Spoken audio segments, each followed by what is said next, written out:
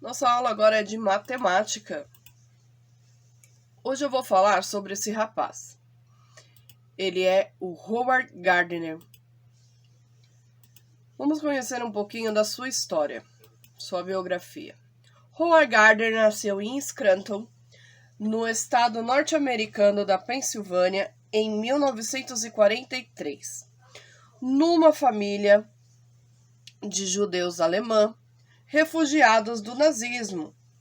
Para quem não sabe, o nazismo ele é uma ideologia política que foi consolidada na Alemanha por Adolf Hitler.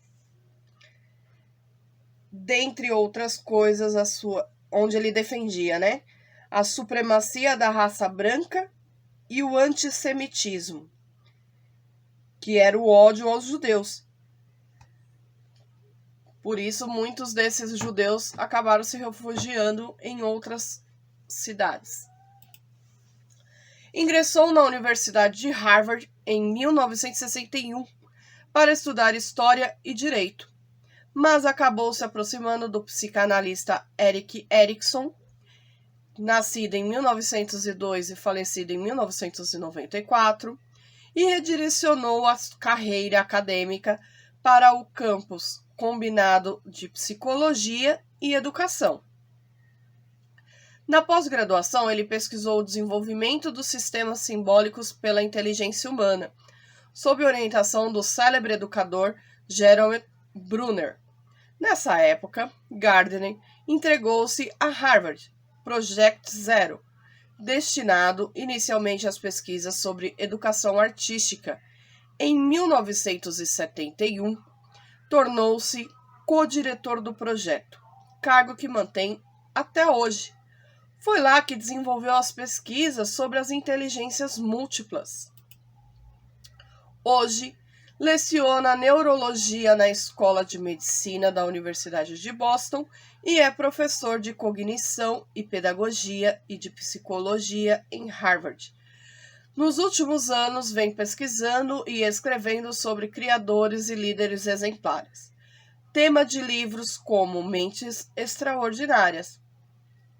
Em 2005, foi eleito um dos 100 intelectuais mais influentes do mundo pelas revistas Foreign Policy e Prospect.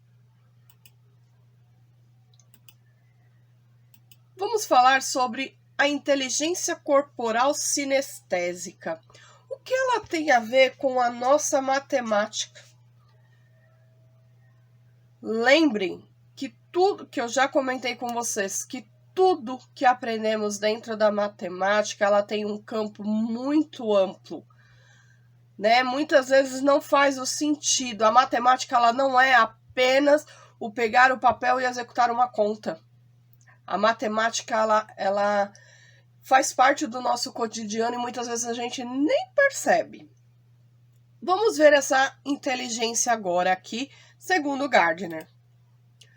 A inteligência corporal sinestésica implica o uso do próprio corpo para resolver problemas. Diz respeito à capacidade de controlar os movimentos corporais, o equilíbrio, coordenação e a expressão por meio do corpo. Sabe aquela questão, muitas vezes, um exemplo simples, quando a gente está falando e a pessoa usa o braço para estar conversando, a expressão do olho, isso tem a ver, com a inteligência corporal sinestésica. O tipo de aprendizado é geralmente relacionado com as experiências físicas, os movimentos, a sensação, o tocar, o sentir, Tudo a ver com a nossa situação. Aí as profissões mais ligadas a esse tipo de inteligência são o dançarino, porque é através da dança que ele vai expressar o que aquela melodia, aquela música tem a dizer. O ator, o esportista, o mergulhador, o bombeiro e o motorista.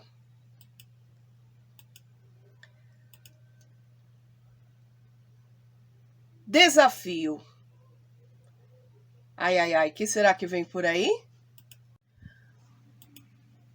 Bom, estudamos aí a inteligência corporal sinestésica,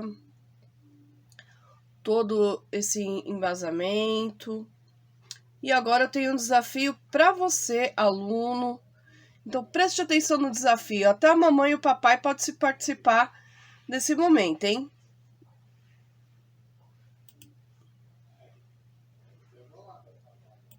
Hoje eu vim trazer para vocês um desafio de matemática. Vamos lá. Primeiramente, você vai precisar de um local para sentar. Pode ser um banquinho, um puff, ou até mesmo seu sofá, uma cadeira. Uma pessoa, um voluntário. Bom, o que você vai ter que fazer, vai precisar também de um caderno e uma caneta ou um lápis para você escrever. O que você tem que fazer agora?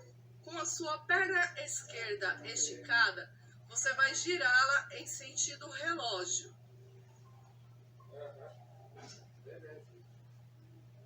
Agora, no seu caderno, você escreva o numeral 6.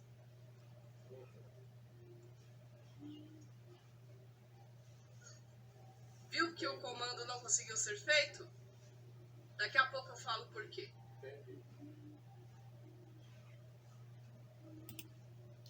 Então, galerinha, ficou confuso, né? O que será que aconteceu neste momento? Você não sabe? Então vamos lá falar sobre ele. Hoje eu vim trazer para... Vamos conversar agora? Comandos que o cérebro precisava. Primeiro saber qual era a perna esquerda. Número 2, qual é o sentido que o relógio gira? Número 3, manter o movimento. Número 4, escrever o algarismo 6. Número 5, observe que o movimento do algarismo é o contrário do que se faz com a perna.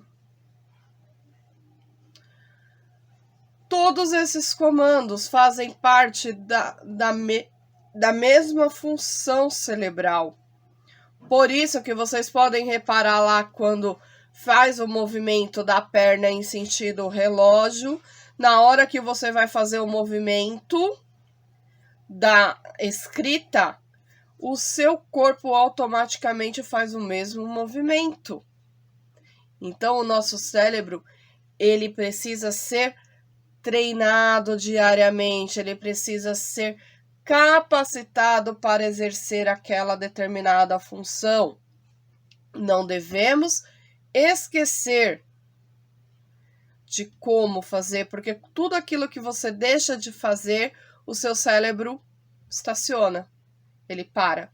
Então devemos sempre motivar, trabalhar com estimulação, tá? Agora, desafio você a fazer esse exercício na sua casa. Chame toda a sua família para participar. Vocês vão ver que é bem legal.